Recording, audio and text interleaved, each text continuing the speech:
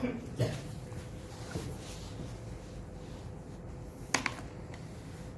بالله السميع العليم من الشيطان الرجيم. بسم الله الرحمن الرحيم. السلام عليكم ورحمة الله وبركاته. وعليكم السلام. الحمد لله رب العالمين،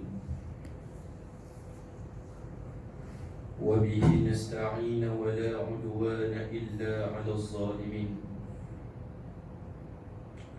ونصلي ونسلم على هذا النبي الأمين سيد المرسلين خاتم الأنبياء والمرسلين، وعلى آله وصحبه ومن تبعهم بإحسان إلى يوم الدين.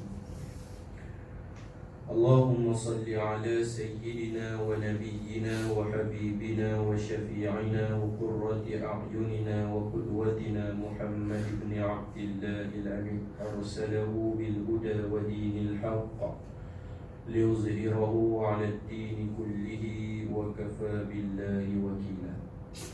قال سبحانك لا علم لنا إلا ما علمتنا إنك أنت العليم الحكيم.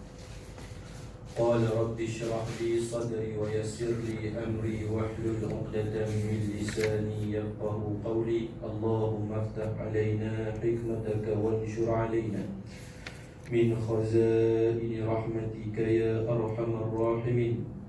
اللهم نور قلوبنا بنور هدايتك كما نورت الأرض بنور شمسك أبدا أبدا برحمتك يا أرحم الراحمين. ربي زدنا علما وارزقنا فهما، آمين اللهم آمين. قال الله تعالى في القرآن الكريم: أعوذ بالله من الشيطان الرجيم.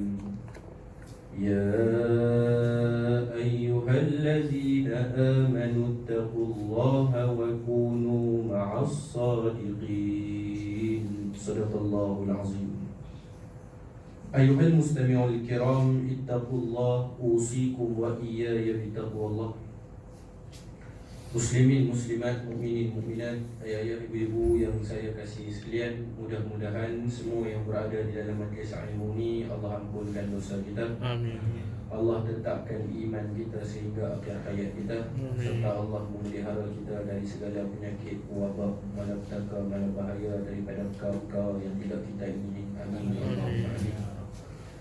InsyaAllah kita sambung lagi kitab pengajian kita. Hari ini hadis yang ke-38. Ini hadis yang ke-38, muka surat 77. Qala al-musannifu rahimahullahu ta'ala wa nafa'ana bi'ulumihi wa ulumikum fid darain, amin Allahumma amin. An Ka'ab ibn Malik radhiyallahu anhu qala qala Rasulullah sallallahu alaihi wasallam: من طلب العلم ليجاري به العلماء أو ليماري به السفهاء أو يصرف به وجوه الناس إليه أدخله الله النار. أخرجه الترمذي. Hadis yang kedua, wa an ibni Umar radhiyallahu anhuma man talaba al-ilma ليباهي به العلماء أو ليماري به السفهاء أو ليصرف به وجوه الناس إليه فهو في النار. أخرجه ابن ماجه. وعنه ابن عمر رضي الله عنهما قال قال رسول الله صلى الله عليه وسلم: من طلب العلم لغير الله أو أراد به غير الله فليتبوأ مقعده من النار. أخرجه ابن ماجه. Kita tengok terjemahan hadis ni. Hadis yang pertama daripada Ka'ab ibni Malik radhiyallahu anhu, kata dia bahwasanya Rasulullah sallallahu alaihi wasallam bersabda: barang siapa yang mencari ilmu untuk menandingi para ulama atau mengalahkan orang-orang yang jahil, atau untuk memusatkan perhatian manusia kepadanya, maka orang itu akan dimasukkan oleh Allah Subhanahu wa ta'ala ke dalam api neraka. Dan di dalam riwayat yang lain daripada Ibnu Umar radhiyallahu anhuma bahawa Nabi sallallahu alaihi wasallam bersabda, barang siapa yang mencari ilmu untuk berbangga-bangga dengannya akan para ulama, atau untuk mendebat dengannya akan orang yang jahil, atau untuk memusatkan perhatian manusia kepadanya, maka orang itu di dalam api neraka Allah. Hadis riwayat Ibnu Majah. Hadis yang ketiga dan di dalam riwayat yang lain juga daripada Ibnu Umar radhiyallahu anhuma, Rasulullah sallallahu alaihi wasallam bersabda, barang siapa yang menuntut ilmu bukan kerana Allah atau mengkehendaki ia dengan ilmunya itu akan yang lain daripada Allah Subhanahu wa ta'ala, maka hendaklah ia mengambil tempatnya di dalam neraka. Keterangan dalam kitab, ikhlas merupakan ruh bagi setiap ibadat yang kita laksanakan. Apa sahaja ibadat kalau dilaksanakan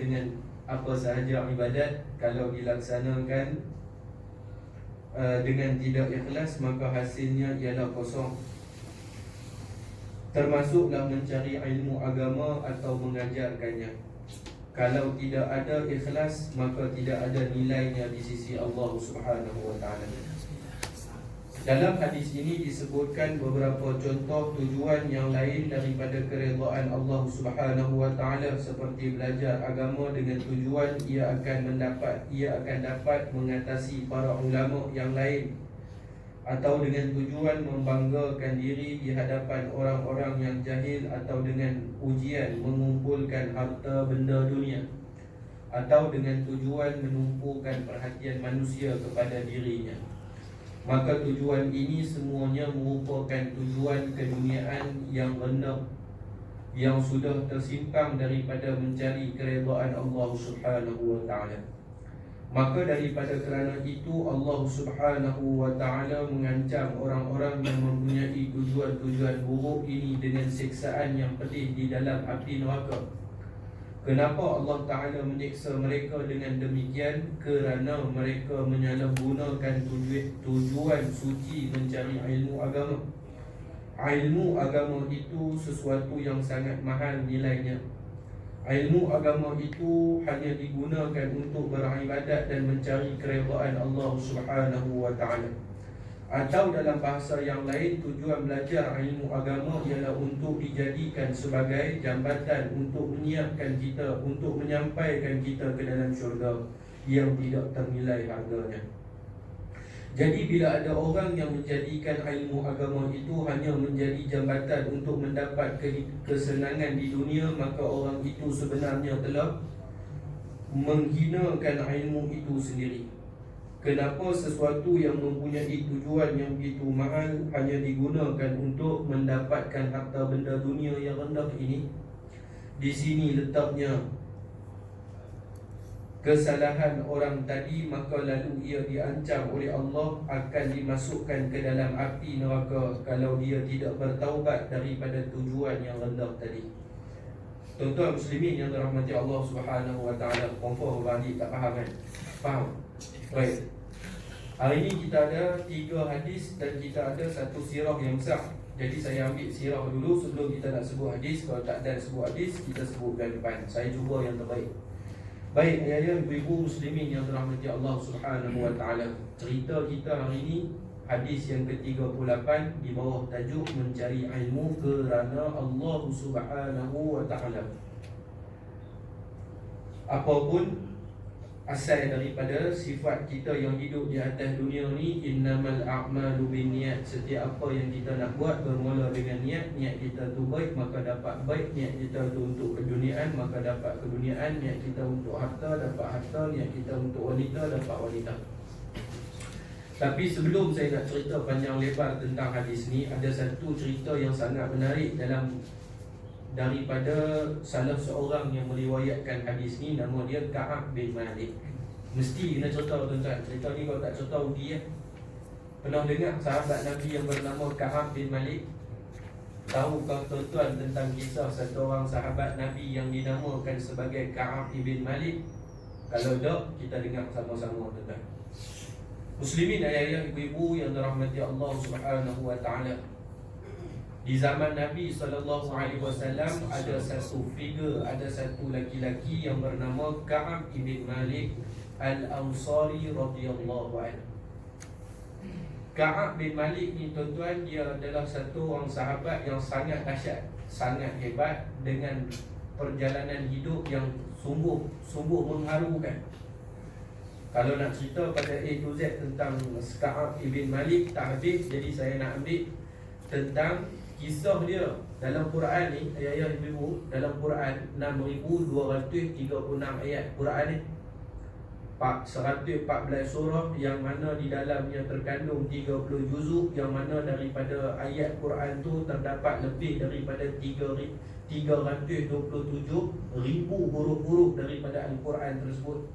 Kalau tadi 6236 ayat, daripada bilangan ayat tu berapa huruf duduk dalam Quran? 327,000 lebih. Titik yang duduk dalam Quran 1 juta lebih daripada 1 juta. Apa yang saya nak abang? Dalam Quran berbagai-bagai kisah Allah Ta'ala cerita, daripada banyak-banyak kisah, dan daripada ramai-ramai manusia yang Allah sebut dalam Quran, sudah semestinya ada 6 orang kafir yang Allah cerita kisah mereka dalam Quran. Dalam Quran ada surah yang Allah namakan dengan para nabi, nama para nabi, dan ada ayat-ayat yang Allah sebut dengan nama-nama para nabi. Selepas daripada para nabi, tuan-tuan, orang yang paling hebat dalam dunia ni keseluruhan para sahabat yang hidup di zaman Nabi SAW. Satu Nabi kata, sebaik-baik zaman yang manusia hidup padanya iaitu qarni, mereka yang hidup pada zamanmu. Tuan-tuan, guru kepada Imam Muslim rahimahullahu ta'ala alaih menyatakan, dia seorang dia menyatakan asalnya, lepas tu mutakhir ni adalah ulama-ulama sebelum tu tuan-tuan tidak berani menyebut jumlah bilangan keseluruhan para sahabat, mai kepada guru kepada Imam Muslim, dia sebut sahabat-sahabat Nabi ni ada lebih kurang 114,000 orang. Tapi jumlah tu tepat ataupun tidak, wallahu alam. Tapi yang pasti sahabat ni lebih kurang banyak tu. Daripada 114,000 orang yang Allah sebut dalam Quran, berapa orang balik sahabat Nabi? Siapa dia sahabat Nabi yang Allah sebut dalam Quran? Daripada 114,000 orang, nama dia seorang je, Zaid ibn Harithah, anak angkat Nabi, yang mana pada asalnya dia berkahwin dengan Zainab binti Jahsy. Lama-lama Zainab tak boleh terima dia ni, sebab dia ni miskin, dia ni hidup low profile punya manusia. Sampai bini dia kata, aku tengok hang pun tak lalu dah, cuba fikir bini kita cakap kat kita macam tu. Sahabat Nabi ni, sedangkan dia kahwin, Nabi yang pilih untuk dia kahwin, bukan dia pilih Zainab binti Jahsy tu, Nabi yang pilih untuk dia kahwin. Last kali dia pergi mengadu, Nabi suruh sabar, Nabi suruh sabar, Nabi suruh sabar. Lama-lama Nabi kata tak apalah cerai, Allah Ta'ala yang suruh cerai. Kemudiannya Allah suruh Nabi kahwin dengan Zainab binti Jahsy, sebab nak menghalalkan satu benda yang diharamkan oleh masyarakat zaman jahiliyah dulu, iaitu masa zaman jahiliyah, mana-mana anak angkat yang telah bercerai dengan pasangan dia, si bapa tak boleh kahwin dengan isteri kepada anak angkat tadi. Tapi di dalam Islam benda tu dibolehkan. 114,000 orang sahabat yang Allah sebut nama dalam Quran seorang kan, Zaid bin Harithah. Tuan-tuan, kita punya nama lagi tak ada. Apatah lagi sahabat-sahabat yang lain yang hebat. Salah satu daripada dia memang Allah tak sebut nama dia dalam Quran, tetapi taubat dia kepada Allah, Allah rakamkan di dalam Al-Quran yang kita nak tengok hari ini. Saya ringkas cerita tuan-tuan. Ka'ab ibn Malik Al-Ansari radhiyallahu an, satu hari ketika mana nak terjadinya satu peperangan yang dinamakan sebagai Perang Tabuk. Perang Tabuk adalah perang yang berlaku pada tahun ke-9 Hijrah, dan itu merupakan perang terakhir yang dipimpin oleh Nabi SAW. Tahun 9 Hijrah, makna dia Nabi umur berapa balik? 13 tambah 9, 53 tambah 9, 60 awal 62 dekat.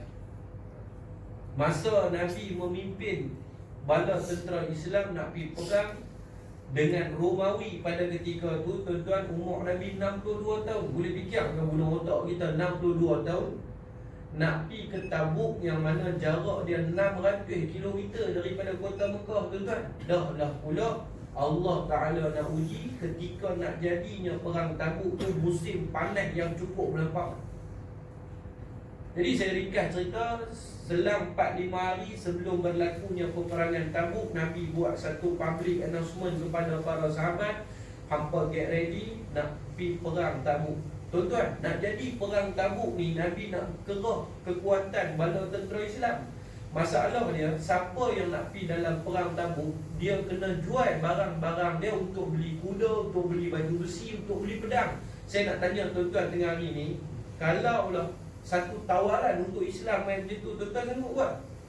Dah hang nak suruh guna tenaga aku pula nak kena keluar duit aku. Kalau ini penilaian orang yang beriman tahun ni, maka Islam tak akan sampai kat kita hari ni, tuan-tuan. Sahabat jadi berat, bukan sahaja nak pergi ke Tabuk tu payah 700 km, yang lagi payahnya duit ringgit tak ada, yang lagi payahnya apa dia, tuan-tuan? Panas nak mampus. Maka di antara sahabat ni jadi berbelah bagi di antara satu sama lain. Pula ada satu lagi ujian besar yang Allah uji pada dia. Ka'ab bin Malik ni dia ada apa? Dia ada ladang kurma. Musim panas, musim orang tuai hasil kurma. Dia kata ni musim nak pergi menega kurma, nak pergi perang. Siapa nak tengok kebun-kebun kurma tu? 50-50 duk pikir mai, tuan-tuan. Lah kali dia pun, dia ni tuan-tuan, Ka'ab bin Malik, kalau kita baca sejarah dia, dia satu perang saja sebelum ni yang dia tak biasa pergi, nama dia Perang Badar. Lain daripada Perang Badar, semua dia ikut Nabi.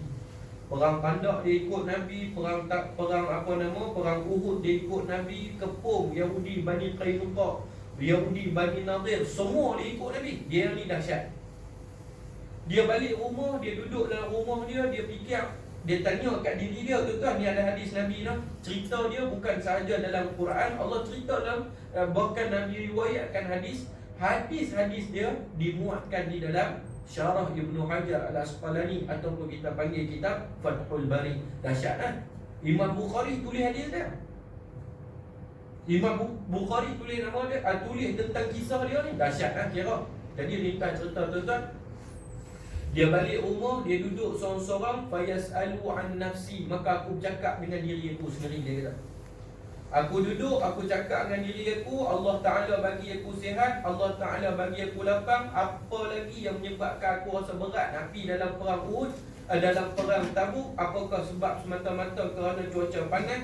Apakah sebab semata-mata Tabuk tu jauh? Ataupun apakah semata-mata kerana aku risau korma-korma yang memang tunggu masa nak petik ni rosak? Lain kali dia lawan dengan nafsu yang berbisik kat dia. Tak payahlah duk pergi semayang jemaah, contoh zaman hari ni.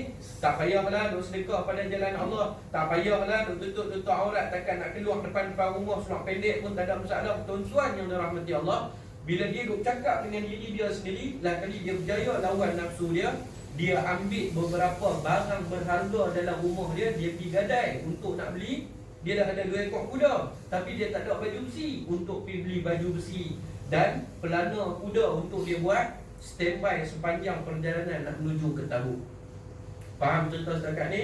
Jadi muslimin yang dirahmati Allah, bila dia pergi di pasar Madinah, dia belilau satu pasar Madinah, dia pusing, dia ronda-ronda, dia tengok ada benda yang dia nak beli. Dia ada matlamat, dia ada satu keinginan nak beli apa? Dia nak beli baju besi, dia nak beli pelana tempat duduk kuda. Tapi malangnya tuan-tuan, Allah pun nak uji ni. Allah pun nak uji. Satu pasar dia pusing, tak ada satu baju besi pun dia berkenan, tak ada satu tempat duduk kuda pun yang dia berkenan. Faham ni? Kita kadang nak pergi ni, mereka kata nak pergi, contohlah nak pergi mana, nak pergi satu majlis maulid akbar ke, nak pergi mana, nak pergi ceramah besar ni. Tapi masalah mereka berkata ceramah tu semua kena pakai jubah warna putih. Pergi cari tak dapat, tak dapat, sudahlah. Allah uji sahabat ni, tuan-tuan tengok sekali lagi. Apa yang dia cakap ni, yang saya duk abang ni bukan cerita, tapi daripada hadis Nabi SAW. Hari dia pusing tu, baki 2 hari lagi daripada hari sahabat nak tolak ke Tabuk. Faham? Tadi 4 hari. Dia duk fikir sehari, Hari yang kedua dia ambil keputusan pergi gadai, pergi jual barang-barang yang dia rasa boleh jual untuk dia beli satu baju besi, satu pelana kuda. Bila dia pusing ronda-ronda satu pasar Madinah, tak ada pelana kuda yang dia berkenan, tak ada baju besi yang dia berkenan. Dia balik rumah, dia duk fikir, nak pi tak mau perang, nak pi tak mau perang, nak pi tak mau perang. Sampai kesudahan dia, Rasulullah dan sahabat pun tolak ke Tabuk. Nabi dengan para sahabat pergi ke Tabuk. Sama lah tuan-tuan kita ni. Alah tak apalah, pagi ni tak pergi sembahyang subuh Jumaat contoh, sehari Zuhur boleh pergi. Dia kata kat diri dia apa? Tak apalah, biar Nabi pergi dulu, sat lagi baru aku nak pergi. Sat lagi pun boleh pergi juga ke Tabuk kan. Dia kata kat diri dia ni, dia cakap kat diri dia. Dia kata sat lagi pun boleh pergi ke Tabuk. Tak apalah, biar Nabi pergi dulu. Dalam pada dia kata sat lagi, tiba-tiba setan pun main macam tiup kat dia, nafsu dia pun kata apa? 2 hari lagi pun dah juga. Sahabat yang nama Ka'ab bin Malik ni, dia kata 2 hari lagi pun dah juga. Tu dia tuan-tuan. Kadang kita tak nampak benda ni sebagai ujian. Kesudahan dia, saya ringkas cerita, dia pergi tak perang Tabuk? Dia tak pergi perang Tabuk tuan-tuan. Dah lah dia tak pergi perang Tabuk. Yang paling dahsyat, hari-hari yang dia lalui semasa dia duduk di kota Mekah ni, dia rasa bersalah yang teramat-amat dengan diri dia. Ini yang saya nak ajak saya dan kita semua tanya diri sendiri. Orang yang tiap-tiap hari Allah Ta'ala pilih duduk dalam majlis ilmu, tiap-tiap hari Allah pilih sembahyang jemaah. Sekali tuan-tuan miss sembahyang jemaah, ada tak tuan-tuan pernah rasa galat betul hari ni? Tahu galat? Galat tu bukan buah seralat. Rasa nak telan ni tak boleh telan. Pasal apa buat dosa apa hari ni? Bukan buat dosa pergi kacau bini orang, keluar makan tengah hari dengan bini orang, pergi pegang dosa yang dia buat kecil je. Apa dia dosa yang dia buat? Dia buat dosa dia tak pergi sembahyang jemaah. Tuan-tuan kena tahu dalam Islam ni taubat ada 2 tadi kita tengok. Satu taubat kerana dosa, satu taubat kerana kurangnya amalan. Banyak orang duk taubat kerana apa? Banyak dosa. Tapi tak ramai orang yang taubat. Ya Allah, umur 60 dah, tapi sembahyang sunat tak ada tara mana pun ya Allah. Tuan-tuan, sekali kita nak tengok ayat Quran dia ni. Dia pun sepanjang hari yang dia duduk di Madinah ni, dia tak pergi perang Tabuk. Dia jadi melugai, dia jadi tidur malam tak lena, dia jadi makan tak senang, dia jadi serabut otak. Allah bagi ke dia. Kesudahan dia tuan-tuan yang dirahmati Allah, balik daripada perang Tabuk, sahabat-sahabat yang tak pergi ni ramai. Orang Islam yang masa tak pergi perang Tabuk ni ramai. Di antara yang tak pergi, kata para ulama di dalam ilmu tarikh, 7 hingga 10 orang yang tak pergi. Ramai kan? Sedangkan pada masa tu Nabi memerlukan kekuatan nak lawan dengan kerajaan paling besar dunia, Romawi tuan-tuan. Hari ni tuan-tuan kita ambil contoh negara paling sikit umat Islam. Mana negara paling sikit umat Islam? Brunei. Kan ada lagi negara sikit daripada Brunei tuan-tuan. Tak tahulah tuan-tuan mana ada. Papua New Guinea. Terima kasih banyak. Tu dia tekan Papua New Guinea tu Papua New Guinea. Nak lawan dengan siapa? Nak lawan dengan satu kuasa besar dunia, Rusia ke, ataupun kita sebut Rusia bergabung dengan kuasa-kuasa sekutu yang ada pada zaman ni. Masa tu seolah-olah perang Tabuk ni macam tu kan. Nabi sangat-sangat memerlukan orang Islam. Jadi ringkas cerita, sahabat pun balik. Bila sahabat-sahabat balik daripada perang Tabuk, Nabi panggil siapa yang tak pergi perang tuan-tuan. Nabi panggil, Nabi nak buat spot check, Nabi nak tanya pasal apa tak pergi perang. Zaman hari ni ada kan tuan-tuan, kita ada kawan-kawan yang duk pergi sembahyang jemaah, dia tengok Adik, aku tak nampak hang 2 waktu dah ni. Tuan-tuan, kalau ada kawan macam ni, pegang tangan dia baik-baik, genggam tangan dia baik-baik, dia sayang kat kita. Nabi sayang kat sahabat. Nabi nak tanya, Nabi nak tengok apa masalah dia tak pergi dalam perang Tabuk. Kita ringkas cerita tuan-tuan. Orang mula-mula yang pergi menghadap Nabi nak bagi reason dekat Nabi sebab apa dia tak pergi perang Tabuk. Nama dia Abdullah bin Ubay. Kenal siapa dia Abdullah bin Ubay? Dia kata apa kat Nabi? Dia kata, ya Rasulullah, aku tak pergi perang Tabuk ni pasal apa? Pasal panas nak mampus ya Rasulullah. Panas jadi panas nak mampus, dia kata, dengan perjalanan pun jauh, aku takut aku mati kebulok tengah jalan. Nabi tahu dah ni golongan munafik kan. Nabi pun tak mau ambil pot, Nabi pun terima. Nabi kata hang melingkup pergi bang. Nabi tak kata itu sahabat. Elok Abdullah bin Ubay berjalan tuan-tuan, Allah Ta'ala buat turun mai Jibril, buat turun satu ayat Quran. Mari kita tengok sama-sama. Allah sebut di dalam surah At-Taubah pada ayat 81. Elok belak melingkup saja Abdullah bin Ubay ni turun ayat Quran, Allah tegur Nabi. Allah Ta'ala kata, a'udzu billahi minasyaitonir rajim. Farihal mukhallafuna bimaq'adihim khilaf Rasulillah wa karihu an yujahidu bi amwalihim wa anfusihim fi sabilillah wa qalu la tanfiru fil harb قل نار جهنم أشد حرا لو كانوا يفقهون. صدق الله العظيم. Lalu Allah Ta'ala tegur Nabi. Allah Ta'ala kata orang-orang munafik yang ditinggalkan tidak turut serta dalam berperang itu, mereka suka cita, seronok bukan main. Mereka seronok bukan main. Allah abadkan Nabi. Mereka tinggal di belakang kamu, wahai Muhammad, di Madinah, dan mereka sememangnya tidak suka berjihad dengan harta, benda dan jiwa mereka pada jalan Allah sebab kekufurannya. Dan mereka pula menghasut dengan berkata, tuan-tuan tengok, yang kata Abdullah bin Ubay bukan saja dia tak pi, dia buat apa? Dia pula pi bagi tahu kat orang nombor 2. Lagi pi jumpa Nabi, hang bagi tahu kat Nabi sama macam yang aku bagi tahu, aku tak mau pi sebab cuaca panas, sebab susah jalan jauh. Nabi terima, depa ingat Nabi terima. Dan depa ingat Allah Taala terima, maka Allah Taala sebut tuan-tuan benda yang Nabi tak tahu. Dan mereka pula menghasut orang lain sambil berkata, janganlah kamu keluar beramai-ramai untuk berperang pada musim panas macam ni. Tuan-tuan dengar baik. Dengar baik, Allah nak jawab apa? Qul naru jahannam ashaddu harra. Allah Ta'ala kata, bagi tahu kat depa wahai Muhammad, api neraka Jahannam lagi panas daripada apa yang hak depa sangka kalau mereka tidak memahami. Hatu ibu-ibu piabak kat kawan-kawan yang tak mau pakai tudung, anak saudara tak mau tutup aurat, yang tak mau taat kepada perintah Allah. Kalau dunia ni panas nak mampu, tak boleh nak tutup aurat, rasa payah. Allah Ta'ala kata, qul naru jahannam, bagi tahu kat depa neraka Allah Ta'ala panas menggelegak bukan main.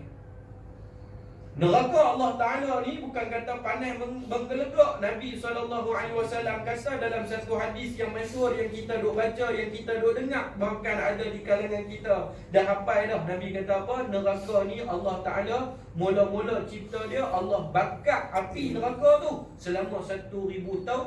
Daripada api yang berwarna merah, dia jadi satu jenis api yang berwarna putih. Weh tuan-tuan, daripada 1000 tahun pula bakar lagi 4 kali sampai kesudahan dia. Nabi kata apa? Duduk dalam neraka, yang ni duduk dengar dia tu menjerit, yang ni duduk dengar dia ni menjerit, yang ni duduk dengar dia tu menjerit. Sedangkan zulumat, gelapnya neraka ni segelap-gelapnya.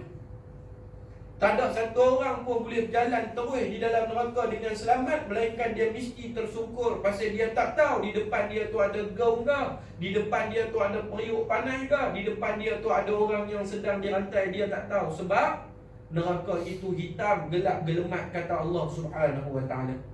Muslimin, mukminin, ayah-ayah, ibu-ibu yang dirahmati dan diberkati Allah Subhanahu wa ta'ala.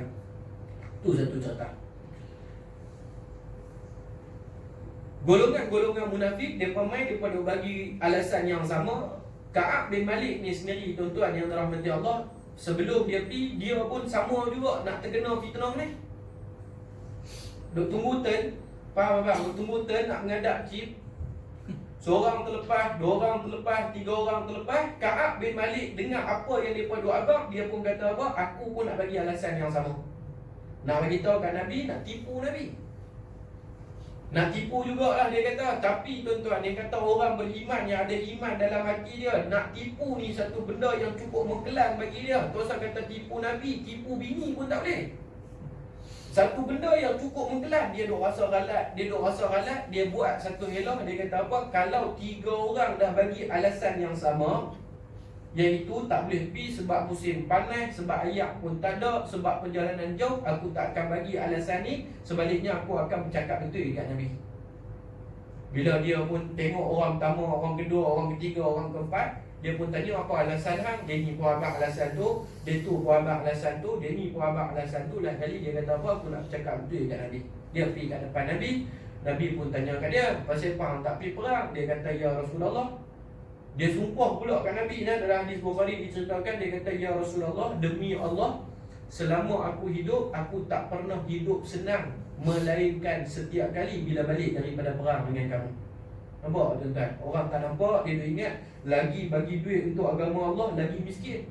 Dia duk ingat lagi buat kerja agama, lagi teruk. Tak. Sahabat yang nama Ka'ab bin Malik ni, dia kata apa? Demi Allah, aku ni selama hidup ya Rasulullah, kalau tak pergi perang, hidup miskin. Tapi balik daripada perang, macam-macam Allah Ta'ala bagi ke aku. Aku ada 2 ekor kuda pun dapat sabit daripada hasil perang. Aku boleh kahwin, aku boleh bagi kesenangan kat bini anak-anak pun sebab daripada hasil perang. Dia kata tak pergi perang ni satu musibah, bukan kerana duit, tetapi kerana aku tidak mendekati Allah dan Rasul. Bahkan hidup aku jadi melarat dan susah. Dia duk cerita kat Nabi ni. Dia kata, ya Rasulullah, aku tak ada sakit apa-apa pun, aku tak ada masalah kewangan pun, bahkan dah pergi gadai beberapa barang untuk beli pelana kuda dan beli baju besi nak turut serta dalam perang Tabuk. Tapi ya Rasulullah, kerana iman aku lemah, aku tidak turut serta dalam perang tersebut. Tak ada masalah apa, bini tak sakit, anak tak sakit, bini tak buat perangai, kuda pun kaki elok tak sakit. Yang tak pergi perang pasal apa? Pasal lemah iman aku. Faham ke ni tuan-tuan? Kita duduk, kita renung, kita muhasabah. Pasal apa aku tak boleh nak jaga solat jemaah? Pasal apa? Kerana lemah iman aku. Kerana apa aku tak boleh nak tutup aurat? Kerana lemah iman aku. Jadi dia kata kat Nabi, pasal lemah iman aku lah aku tak boleh buat benda ni. Maka Nabi pun kata, kalau betul wahai Ka'ab, hang tunggu apa arahan daripada Allah untuk hukuman yang dikenakan Ka'ab. Betul? Dia balik rumah, apa jadi? Bini anak-anak dia marah. Pasal apa hang pergi cakap betul? Hang cakap lah apa yang Abdullah bin Ubay cakap, kan selamat. Nampak tak ni? Tadi yang bini ni duk ajak jadi penipu. Tapi mesyuarat AJK kencing lah apa-apa abang oi, takkan tak hati kot yang tu. Bini dengan anak-anak dia blame dia. Kata kat dia, apa hang ni Ka'ab? Hang tengok depa Nabi tak abang apa pasal depa munafik. Hampa ni orang yang beriman. Dia bukan seorang tuan-tuan yang mengaku, yang bercakap betul 3 orang.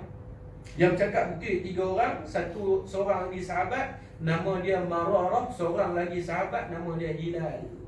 3 orang sahabat yang tak pi 7 ataupun 10 orang.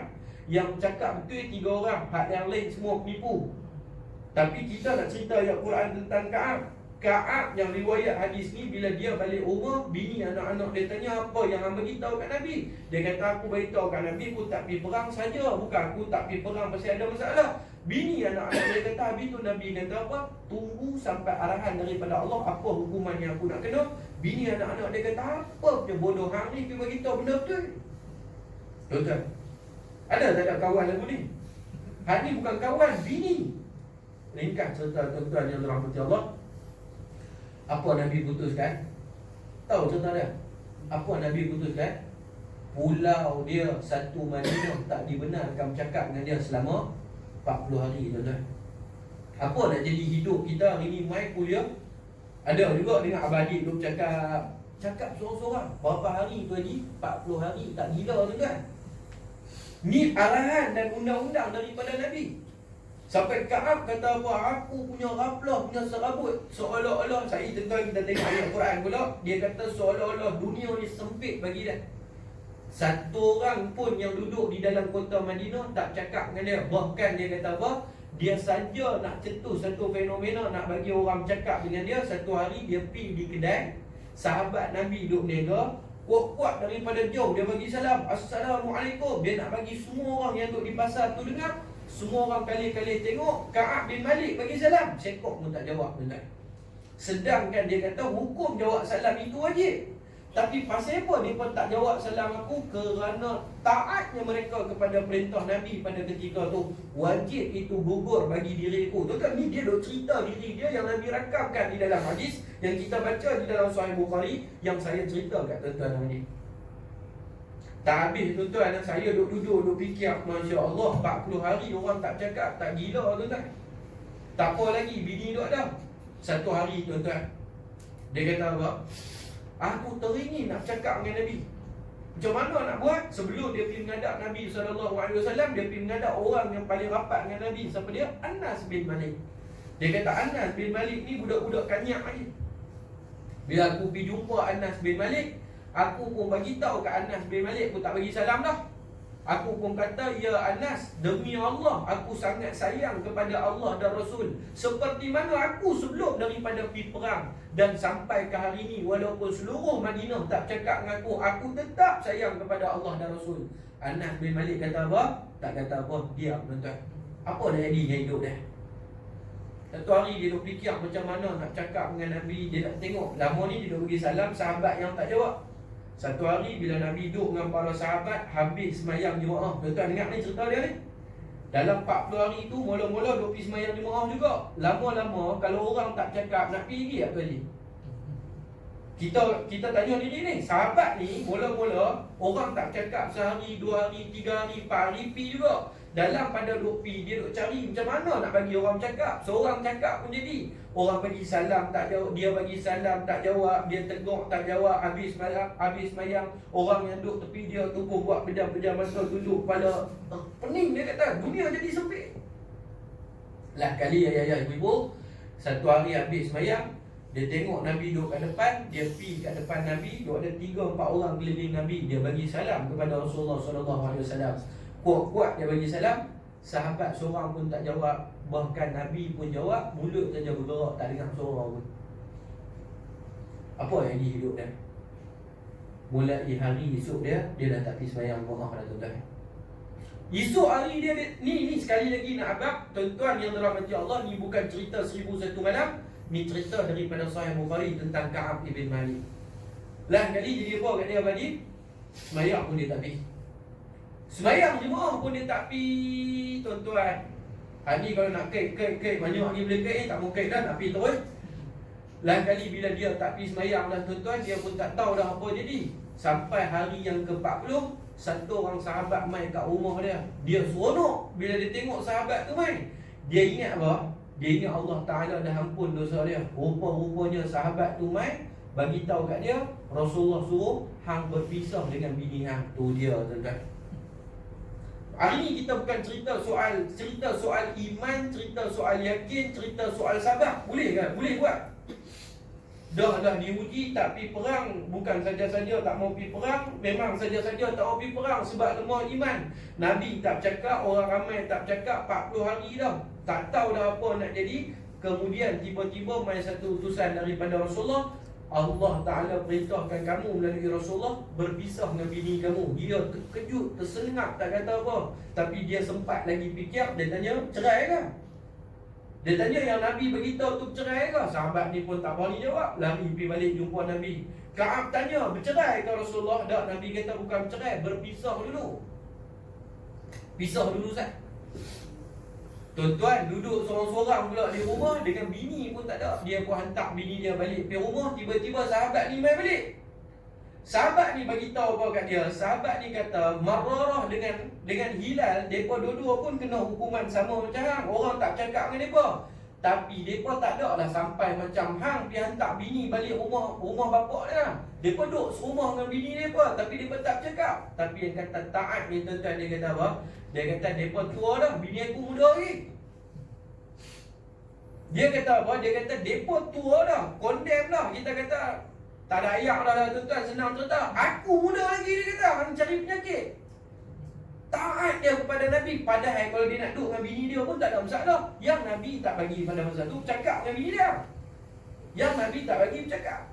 Jadi ringkas cerita tuan-tuan yang dirahmati Allah, sampailah satu hari yang ke-50. Banyak dah saya sikit tu. Sampai hari yang ke-50, seluruh penduduk Madinah boikot dia. Lalu Allah pun turun satu firman dia, 3 ayat sekali daripada surah Taubah, ayat 117, 118, 119 tuan-tuan. Allah turun 3 ayat ni. Bila turun ayat ni tuan-tuan, tengok orang Islam lah, tengok orang Islam. Ni yang tak ada hari ni, apa yang jadi? Bila turun ayat ni, sahabat yang duduk di tepi Rasulullah, Miqdad, sahabat yang duduk tepi Nabi ni, semua dengar perintah Allah Ta'ala maafkan mereka 3 orang ni tuan-tuan. 2 orang sahabat di dalam sirah diceritakan, seorang naik unta, seorang jalan kaki, berlari daripada depan Nabi nak pergi habaq dekat Ka'ab bin Malik. Orang Islam seronok dengar Allah ampun dosa orang Islam. Tapi hari ni punya orang Islam, Dia bukan seronok tengok orang Islam dia ampunkan dosa, dia nak bagi tambah lagi dosa orang Islam. Dia buat fitnah di media masa, dia buka aib orang Islam. Tuan-tuan, ayat Quran. Dua orang sahabat Nabi diceritakan oleh Rasulullah, seorang naik unta, seorang jalan kaki, berlari selaju mungkin. Kawan yang lari ni tak cukup laju lah, dia tu naik unta. Nabi kata apa? Dia panjat naik atas pokok. Habuat dia nak boleh tempik dulu bagi Ka'ab dengar kata kat Ka'ab, Allah dah ampun dosa hang, aku orang yang paling seronok hari ni nak abang. Yang kawan naik unta ni pun duk panjat leher unta. Tak gila tuan-tuan? Dia tak ada lah panjat naik sampai ke atas tu, seolah-olah nak panjat, dia pun nak tempik nak abang. Dan Ka'ab bin Malik kata pada masa tu, aku baru saja semayang duha di luar rumah aku. Dia kata kawasan rumah dia ada satu, dia panggil house, dia panggil apa? Kita panggil laman. Bukan beranda, dia rumah tuan-tuan, rumah. Keliling kan ada rumput, sidai baju, apa, pasu-pasu kereta. Dia kata aku kebetulan pagi tu semayang duha 2 rakaat di tepi halaman rumah aku. Dia semayang kat tepi halaman rumah. Dia nak bagi kena matahari. Dia kata elok habis semayang duha, tak ada aku nak baca doa. Aku duk dengar daripada jauh ada orang duk kriau, Ka'ab. Dia kata kat diri dia macam mana hari mula-mula. Dia kata tuan-tuan, saya terlepas satu cerita best. Saya patah balik. Dalam tempoh 50 hari tu tuan-tuan, berita tentang pemboikotan ke atas Ka'ab bin Malik sampai kepada tentera Hercules yang Nabi nak perang di perang Tabuk. Tuan-tuan, ini ada satu mesej yang Nabi nak sampaikan. Faham tak tuan-tuan? 50 hari orang Islam tak cakap dengan dia, punca daripada dia tak pergi perang dengan puak-puak Romawi ni. Pemerintah Romawi pada ketika tu tahu kata umat Islam sedang boikot Ka'ab bin Malik, pasal tak turut serta. Mereka tulis satu surat hantar pergi kat Ka'ab bin Malik. Mereka kata, Ka'ab, kalau orang Islam boikot hang tak payah susah. Hang mai Rom, kami bagi kedudukan, kami bagi fasilitas, kami bagi macam-macam. Hang nak pangkat, hang nak perempuan, hang nak rumah besar, bahkan kami tak akan hina hang seperti mana Muhammad dah ikut dia hina. Faham tak tuan-tuan? Nabi nak abang apa? Kau celah mana roh boleh tahu dalam keadaan Madinah apa yang jadi masa tu? Tahu tak? Nabi nak abang kat kita tuan-tuan, di keliling kelalang kita ni ada musuh-musuh Allah yang duk pergi report dekat Malaysia sekarang ni macam ni. Kami baru peralihan kuasa, ada saja dajjal, anasi-anasi yang kita baca dalam media hari ni. Tapi kita tak pernah sedar tuan-tuan, yang duk jadi dajjal ni Melayu sendiri ya tuan-tuan. Yang duk jadi tali barut kepada Romawi pada ketika tu siapa dia? Bangsa Arab. Yang jadi pengikut Nabi SAW. Siapa dia? Munafiqin di kota Madinah. Ada spy dia. Mereka ni hantar report pergi kat Rom. Sekarang masa yang terbaik. Ka'ab bin Malik ni bukan calang-calang orang. Ni saya cerita sikit je kat tuan-tuan. Faham kan tuan-tuan? Tak tahu lah, kita tak tahu dah kata Nabi SAW beritahu kata benda ni jadi kepada Ka'ab bila dapat surat tu keluar balik. Saya tuan-tuan yang duduk dalam majlis ilmu ni, kita dengar cerita ni 40 hari orang tak cakap, bini pun tak mau ambil tahu. Tiba-tiba satu kerajaan offer macam ni. Nak tunggu lagi kan nak belah tuan-tuan? Nak tunggu lagi kan nak belah? Belah lah, tunggu apa lagi? Tapi dia cakap kat diri dia, ini adalah ujian yang paling besar yang Allah uji aku dalam hidup. Dia kan duduk dalam parti ni, tak apa nak boleh dengar cakap, lingkup hidup parti. Tuan-tuan, kalau nak kait ni macam-macam kita boleh kait. Tapi kita tak nampak. Duduk dalam parti ni boleh, tak ada masalah. LGBT pun lulus, semua lulus, boleh. Lompat main duduk parti ni pula, inna lillahi wa inna ilaihi raji'un. Dia cakap kat diri dia apa? Haza syai'un ajib. Ni benda yang paling dahsyat yang Allah tu uji aku. Padahal dia tak ada bini pun nak cakap, dia tak ada anak pun dia nak cakap. Dia bercakap dengan hati dan iman dia. Dia yakin 100% hak ni bukan memang ni setan yang kerja. Dia konyol-konyol surat tu, dia buang tuan. Selang berapa hari turun wahyu daripada Allah ni, ayat 117, 118, 119. Allah Ta'ala ampun dosa dia. Bukan sahaja Allah ampun, tuan-tuan kenal Ka'ab bin Malik, tuan-tuan wajib baca tentang pengampunan dia. Allah rakamkan kisah dia sampai kiamat. Quran ni orang baca sampai kiamat, Allah ampun dosa Ka'ab bin Malik berulang-ulang kali. Muslimin mukminin yang dirahmati dan diberkati Allah Subhanahu wa taala. Kita ringkas saja ambil tentang hadis ni. Tak baca apa ayat Quran tu dah, tuan balik tuan tengok sendirilah. 117 sampai 119. Laqad taballahu 'alan nabiyyi wal muhajirin wal ansar allazi Allah Ta'ala telah ampun dosa Nabi, dosa orang-orang Ansar. Dan panjang ayat ni, tuan balik tuan tengok 117, 118, 119 tentang pengampunan Ka'ab ibn Malik dan dua orang lagi sahabat Rasulullah sallallahu alaihi wasallam, iaitu Murrarah dan Al-Hilal.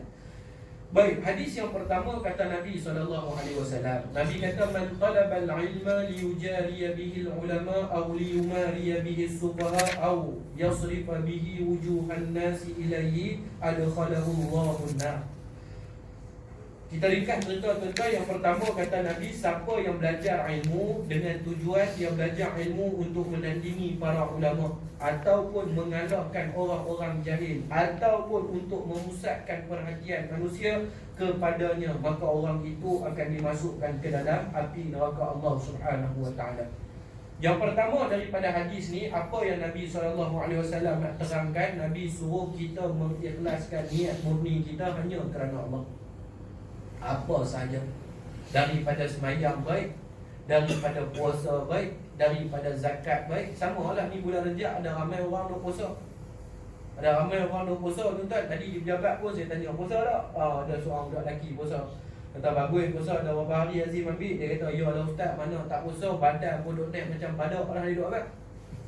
Tuan-tuan, innamal a'malu binniyat wa innama likulli imri'in ma nawa. Semua orang apa hadis tu, siapa yang puasa kerana dia nak turun badan dia, bukan kerana Allah yang pertama, maka dia dapatlah apa yang dia nak. Sila hari bulan tak dapat pun, pahala di sisi Allah pun dia tak dapat. Hadis ni Nabi nak suruh kita yang duduk dalam majlis ilmu hari ni mengikhlaskan niat kerana Allah.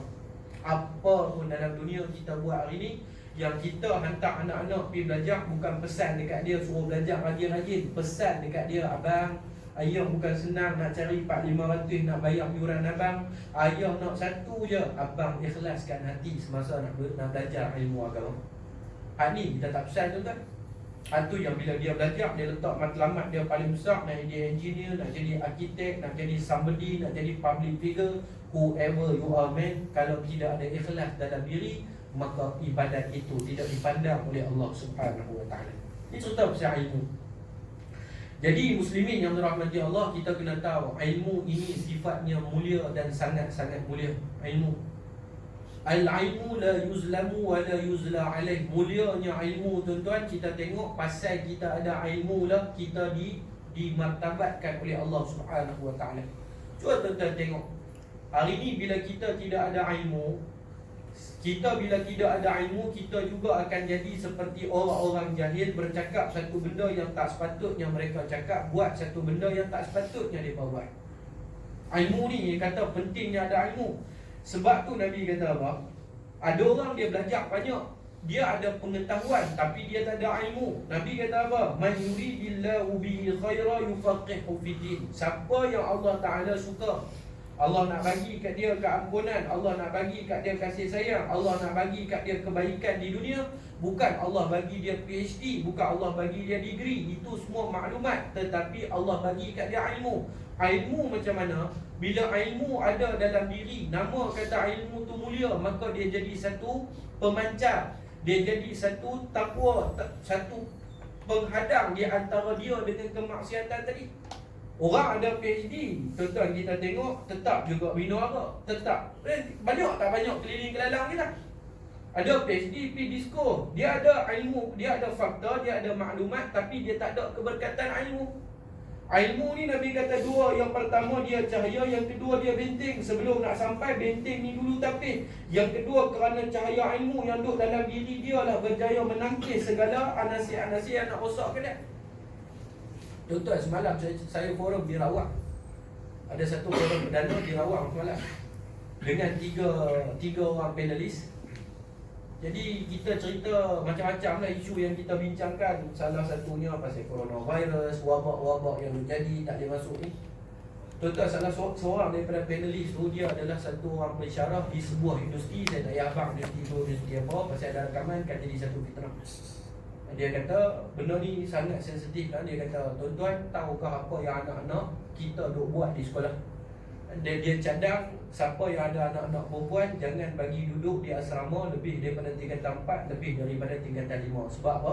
Sebab dia kata, tuan-tuan, di universiti saya ada satu telegram yang di-create oleh pelajar-pelajar khusus untuk mendapat khidmat seks daripada pelajar-pelajar universiti tersebut.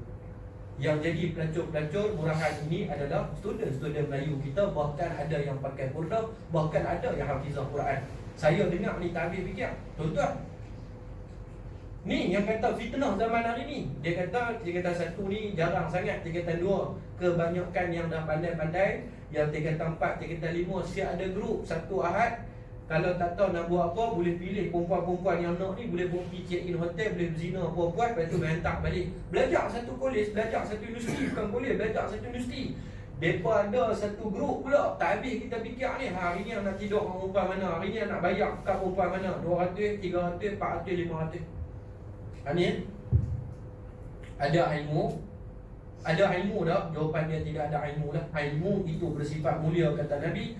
Barang siapa yang ada ilmu, maka ilmu tu akan jaga dia, ilmu tu akan memelihara dia daripada melakukan perkara-perkara yang tidak diingini oleh Allah Subhanahu wa taala. 150 dah tuan-tuan. Tak habis cerita pun, hadis ni 3-3, insya-Allah panjang umur sihat, tak ada apa-apa halangan, kita repeat bulan 4. Kita repeat bulan 4. Jadi muslimin yang dirahmati Allah, sebelum berhenti hari ini, saya ada satu hajat besar lah dengan tuan-tuan. Kalau tak ada apa-apa halangan, 13 hari bulan ni saya akan ke Palestin, tuan-tuan. Saya akan ke Palestin, bawa jemaah, dan dalam masa yang sama kita akan bawa sumbangan daripada orang Malaysia untuk kita bagi kepada Dr. Ikrimah Sabri yang merupakan mufti kerajaan Palestin pada ketika ni. Jadi tengah hari ini saya nak mohon sedikit sumbangan daripada tuan-tuan, siapa yang ada rezeki lebih, untuk kita salurkan kepada umat Islam di bumi Palestin. Kalau program sebelum ni saya akan pergi di hospital-hospital di Bethlehem, kita akan pergi di rumah-rumah anak yatim. Tapi dengan keadaan coronavirus ni, tak tahu lagi lah. Tetap kena tiket pun dah confirm, hotel pun dah confirm, jemaah pun 32 orang. Siap Magdad lagi ikut saya dengan studio dia, dengan kru dia, nak buat rakaman di Baitul Maqdis dan sebagainya. Jadi yang itulah matlamat saya tengah hari ini kepada ayah-ayah, ibu-ibu, siapa yang ada rezeki lebih untuk menyumbang kepada rakyat Palestin. Saya alu-alukan kita tutup majlis dengan tasbih kafarah dan suratul Asr. Subhanallahumma bihamdika, asyhadu an la ilaha illa anta, astaghfiruka wa atubu ilaik. Wal 'asr, innal insana lafi khusr, illa alladhina amanu wa 'amilus shalihat wa tawassaw bil haqqi wa tawassaw bis sabr. A'udzu billahi samil 'alim minasy syaithanir rajim. Radina billahi rabba wa bil Islam dina wa bi Muhammadin nabiyyan wa rasula. Ya Allah, ya Tuhan kami, ampunilah dosa-dosa kami, tetapkanlah iman kami, kuatkanlah keyakinan kami, bantulah kami untuk menjadi hamba-Mu yang saleh, yang beriman, yang baik daripada hari ke hari. Ya Allah, redhalah kami sebagai hamba-Mu. Ya Allah, peliharalah diri kami, ahli keluarga kami daripada segala penyakit-penyakit, wabak-wabak, malapetaka, malabahaya yang tidak diingini. Ya Allah, satukanlah hati-hati umat Islam di dalam negara kami. Ya Allah, kekalkanlah keamanan, kedamaian, perpaduan yang sedang kami kecapi selama ini. Ya Allah, Rabbana atina fid dunya hasanah, fil akhirati hasanah, wa qina azabannar. Walhamdulillahi rabbil alamin. Assalamualaikum warahmatullahi wabarakatuh.